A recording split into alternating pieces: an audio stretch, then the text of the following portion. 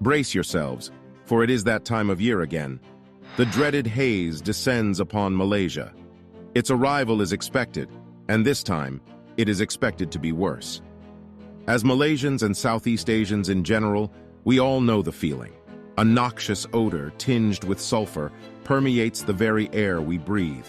We find ourselves gasping for clean, untainted breaths, as if suffocating under a thick blanket of despair.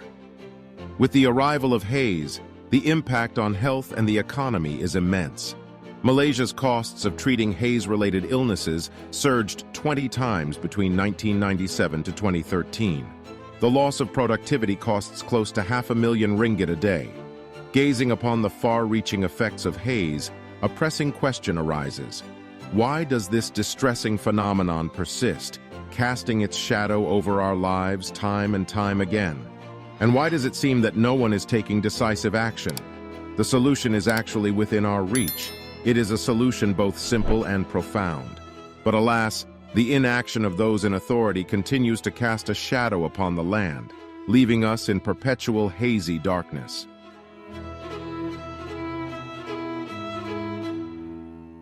Before we delve into the depths of this haze-ridden predicament, let us first confront the gravity of the problem at hand. For it is only by truly understanding the severity of the haze that we can appreciate the urgency with which we must act. Southeast Asia has become a battleground, not against armies or weapons, but against an invisible foe, an enemy that attacks from the very air we breathe. Do you still remember the worst occurrence of haze?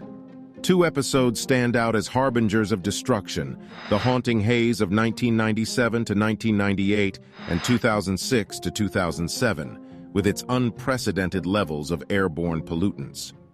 However, the haze episode that occurred in 2015 was noted to be the worst after the 1997 Asian haze, which left an indelible mark on our collective consciousness.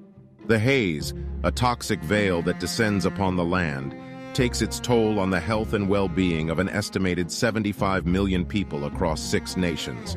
But that's not all. The economic repercussions are equally devastating. Industries falter, tourism dwindles, and livelihoods are threatened, leaving no one untouched by its suffocating grip. The toll on agricultural production, transportation, tourism, and various economic sectors has been estimated at a staggering $9 billion. The last major fire in 1997 to 1998, which caused the haze, destroyed an estimated land and forest area of more than 9 million hectares in Indonesia alone. However, the true cost goes beyond mere numbers. It manifests in the deteriorating health of individuals, the irreplaceable loss of biodiversity, the destruction of our precious forests, and the overall degradation of our environment. But why? The haze phenomenon keep reoccurring? Despite the numerous intergovernmental efforts by ASEAN, the situation remains stagnant. In the midst of this crisis, a truth emerges, a truth that is well known to all of us that demands our unwavering attention. Forest fires and the resulting haze are not mere accidents or acts of nature. They are outcomes of a flawed environmental political thinking and corporate greed of the conglomerates.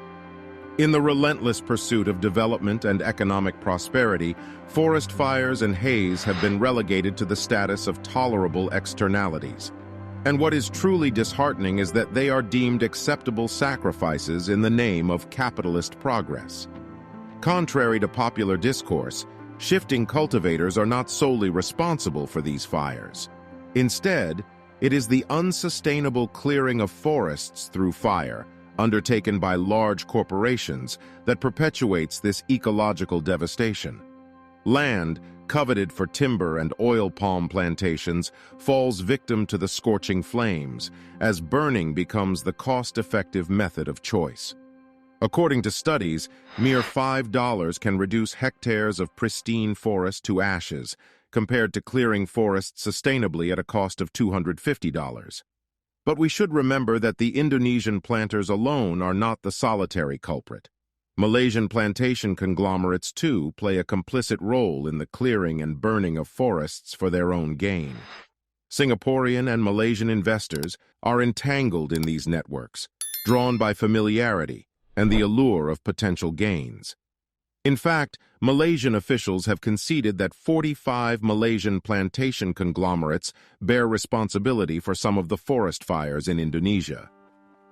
This has set tongues waging, and in a twisted blame game, neighboring countries trade accusations as flames dance across borders, shrouding the region in a cloud of hazardous haze.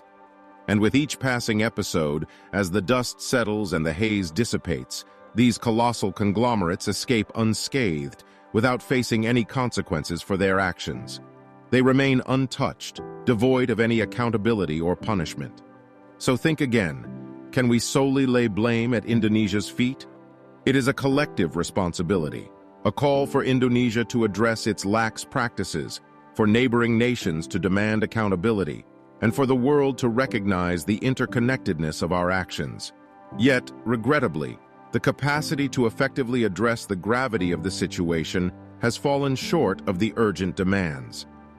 Singapore's former Minister for the Environment and Water Resources has admitted that for 12 to 15 years, there have been numerous subcommittees dealing with the haze, but nothing has moved. Hence, it is not surprising that Indonesia's political leaders have procrastinated in responding to ASEAN initiatives to solve essentially a transnational spatial challenge. But here is the interesting fact. In this midst of all this, Singapore has taken a proactive stance, enacting its own Transboundary Haze Pollution Act. Amidst the battle against the haze, a glimmer of hope emerged in 2019 when the Malaysian government took a stand. They sought to safeguard the environment by enacting an anti-haze law, a bold move to hold companies accountable for their contributions to the suffocating veil of pollution. Yet tragically, this ray of hope was swiftly extinguished as the law languished, buried in the corridors of power by preceding administrations. In the face of this enduring struggle, after almost 4 decades, a glimmer of hope emerges with the new government.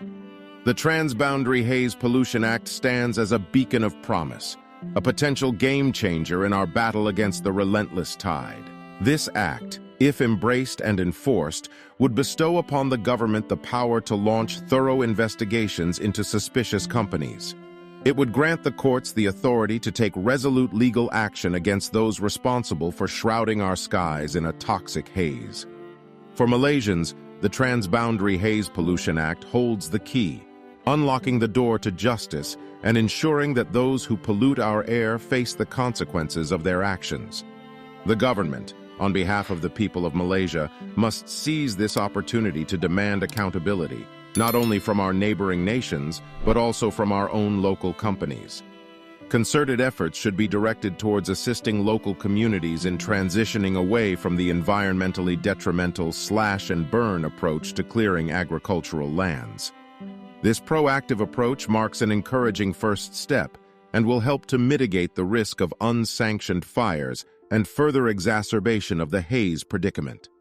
The resurgence of the haze serves as a clarion call, urging us to become better stewards of our planet and embrace sustainable practices to safeguard the environment.